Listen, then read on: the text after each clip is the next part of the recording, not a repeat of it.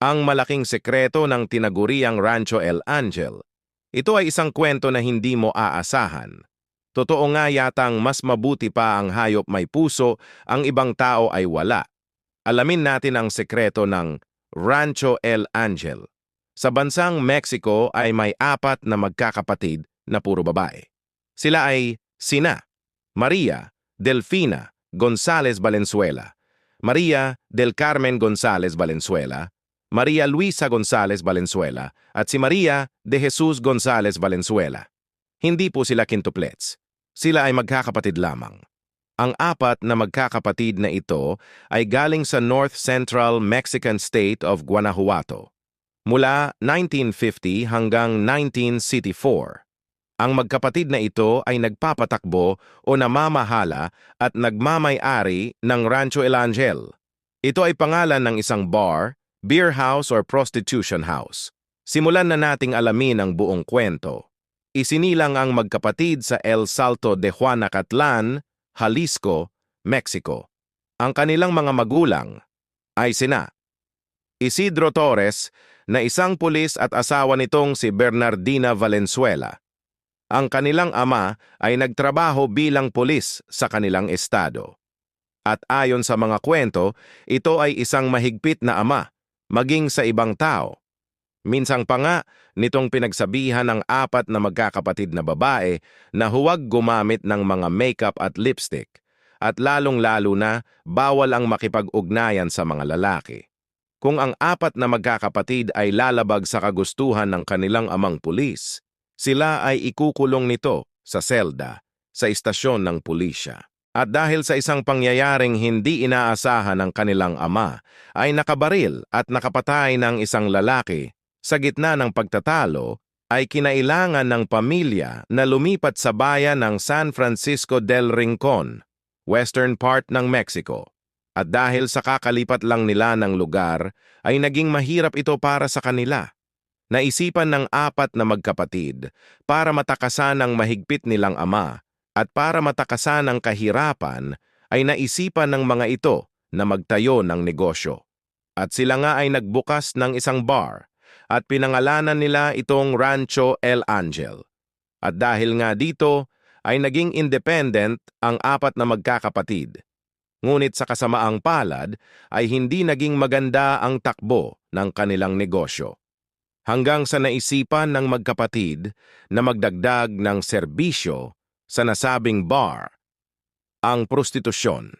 At mula nang hinaluan nila ng prostitusyon ang kanilang Rancho El Angel na bar, ay nagdala ito sa kanila ng malaking swerte. Hanggang sa naisipan ng apat na magkapatid na palawakin ito sa buong Jalisco, Guanajuato at Querétaro.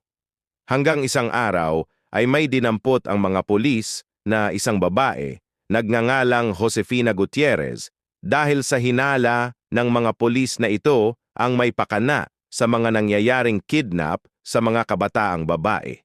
Padami ng padami ang mga nawawalang teenager sa lugar ng Guanajuato, Mexico. At sa matinding interogasyon ng otoridad sa suspek na si Josefina Gutierrez, ay mabilis nitong nabanggit ang mga apat na magkakapatid na sina Maria Delfina González Valenzuela, Maria del Carmen González Valenzuela, Maria Luisa González Valenzuela at si Maria de Jesus González Valenzuela. Nagsagawa ng biglang raid ang mga pulis sa ari-arian ng magkapatid na babae malapit sa lungsod ng San Francisco del Rincon at dito nga ay tumambad sa mga otoridad. Ang mga bangkay ng 80 karamihan sa mga ito ay teenager. Meron ding 11 lalaki at ilang mga fetus. At dito nga ay napag-alaman na ang apat na magkapatid ang dahilan ng mga nawawalang mga teenagers. At madalas din sila maglagay ng mga posters na sila ay naghahanap ng katulong. At dahil dito, ay kusang lumalapit sa kanila ang mga biktima. Maraming mga teenagers ang nag-a-apply bilang kasambahay. Ito'y kanilang tatanggapin at pinilit or puwersahang pinapakain ng heroin or cocaine. Kapag ang mga prostitute ay wala ng pakinabang, kapag ito ay magkasakit gawa ng mga sexual na aktibidades, Kapag ito ay tumatanda na o kaya ay hindi na, nagagampanan ng trabaho sa pag-aaliw ng mga customer, agad nilang itong ilalabas sa bar at pinapatay. Kahit ang mga lalaking customers na alam nilang mapera ay kanila ding pinapatay. Nang tanungin ang isa sa magkakapatid kung ano ang dahilan, bakit namatay ang mga ito. Ang tanging sagot nito ay, ang pagkain ay hindi hiyang sa kanila, ayon naman sa ibang balita. Kaya nahuli ang magkapatid na sila ang may pakana ng lahat-lahat. Ay ito ang kwento. Linggo ng umaga noong Enero, 3 umiiyak na ina ang sumugod sa istasyon ng pulisya sa lungsod ng Leon sa gitna ng Mexico. Humihingal, sinabi nila sa hepe ng pulisya ang isang tip sa kinaroroonan ng kanilang matagal nang nawawalang mga anak na babae na may edad na 14 hanggang 25 years old. Isang batang babae na nakatakas mula sa isang beer house. Ang nagsumbong sa kanila na ang kanilang mga anak ay dinukot at dinala sa isang rancho sa isang lugar malapit sa Leon. Wala nang inaksayang oras ang mga otoridad. Agad silang nagmanman sa Rancho El Angel sa lugar kung ang itinuro ng batang nakatakas. Makalipas ang 2 araw, aksidenteng natapakan ng hepe ng pulis ang malambot na bahagi ng lupa. Kanya itong sinisipa-sipa ng paa at laking gulat nito, lumabas ang braso ng isang babae. Ito ang unang pinakamapangit na krimen sa kasaysayan ng Mexico. Mula sa 14 hanggang 25 years old ang mga ito. At sa pag-raid sa Rancho El Angel, natagpuan ng mga pulis ang mga 19 pa na kababaihang nakakulong sa loob. At kasama na nga dito ang anak ng 3 mga nanay na nagsumbong sa otoridad. Sila ay tinatawag na mga bilanggo sa concentration camp. Isa itong maliit at maduming kulungan. Sa bahay, inaresto ng mga pulis ang 2 kilalang magkapatid na sina Delfina Gonzalez Valenzuela, 55, ang kanyang kapatid na si Maria de Jesus, 40, at ilan sa kanilang mga katulong. Pagkaraan ng ilang linggo, nahuli din ng mga pulis ang ikatlong kapatid na babae, si Eva. Sa karagdagang paghahanap sa rancho at sa 2 beer house na pag-aari ng mga magkakapatid na babae, natuklasan ang mga bangkay ng 17 kabataang babae at 5 sanggol. Mga ilang buwan pa ang lumipas, pinagsama-sama ng mga otoridad ang mga ebidensya na kanilang nakalap. Hindi bababa sa 35 katao ang kanilang napatay. Ngunit, ang sabi ng ilan na ang kabuuan ay lumampas sa 100 katao. At isang larawan ng walang awa na pag-alipin sa mga batang babae nang hindi bababa sa 10 taon.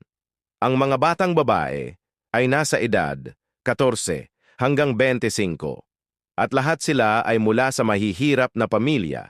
Sila ay naakit ng mga pangakong trabaho bilang mga kasambahay sa mga pamilyang may mataas na uri. Pagkatapos ay ginagahasa sila ng kanilang employer. At ang bagsak nila ay sa Rancho El Angel, ang beer house na itinayo ng 4 na magkakapatid sa bayan ng farming town ng San Francisco del Rincon. Hindi bababa sa 2,000 na batang babae ang dumaan sa kamay ng magkakapatid noong 1954. Karamihan sa kanila ay ibinenta sa mga may-ari ng beer house sa buong Mexico sa halagang $80 bawat babae. Ang iba ay napunta sa sariling mga beer house na kung tawagin ay Rancho El Angel ng magkapatid. Ayon pa sa nailigtas na saksi isang 14 years old, kapag ang isang batang babae ay nagkasakit dahil sa kawalan ng sapat na pagkain at pinalo ng husto, siya ay kukunin mula sa silid kung saan kami nakakulong at hindi na namin siya makikitang muli. Sinabi sa amin na dinala siya sa ospital.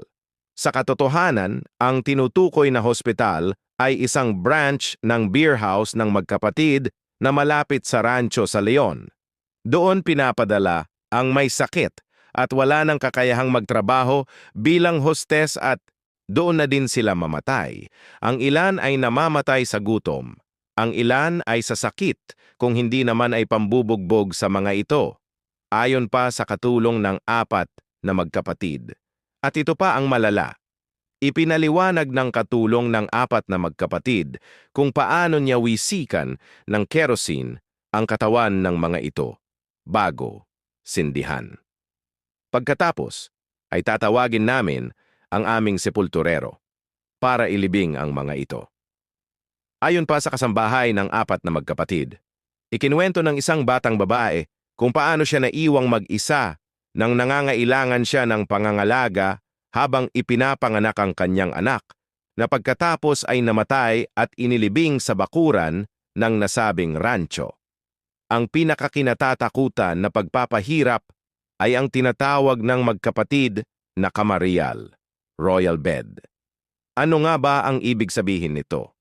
Ito ay isang lugar na may makitid na daan, kung saan makikita mo ang mga batang babae na napupuluputan ng barbed wire, kaya kahit konting galaw lang ng mga ito masusugatan sila. Kaya, ang tangi mong magawa ay nakahiga ka lang ng walang pagbabago ang posisyon. At sa loob iyon ng ilang araw, hanggang sa kabutihang palad, nagwakas ang hindi makatarungan na gawain ng apat na magkakapatid. Napatunayan sa hukuman ng San Francisco del Rincon na ang mga ito ay guilty. Sila ay nagkasala ng first-degree murder, slavery at iba pang klase ng pagpatay, at nahatulan ang mga ito ng 40 years ng pagkakulong. Ito ang pinakamataas na hatol sa bansang Mexico ayon sa batas dito. Ayon sa huling balita, si Maria Delfina Gonzalez Valenzuela, isa sa apat na magkakapatid, ay nadisgrasya ito sa loob ng kulungan. Ngunit sa halip na tulungan ito ng isang construction worker sa loob na nakakita, ay lalo nitong binagsakan ng hollow block ang ulo na sanhi ng pagkamatay nito. Hindi kasi lingid sa mga kapwa nila preso ang kanilang mga kaso, habang si Maria del Carmen Gonzalez Valenzuela ay namatay sa kanser. At si Maria Luisa Gonzalez Valenzuela ay nabaliw dahil sa takot nito na baka patayin siya ng mga taong nagpoprotesta. At ang pinakahuli na si Maria de Jesus Gonzalez Valenzuela ay natapos nito ang 40 years na hatol at nakalaya. Ngunit walang nakapagsabi kung nasaan ito ngayon dahil mula sa araw ng kanyang paglaya ay hindi na ito nakitang muli. At haka-haka ng iba ay maaring pinatay ito ng taong may galit sa kanilang magkapatid. Maraming salamat sa pakikinig. Mangyari po lamang na mag-subscribe para sa mga susunod nating video.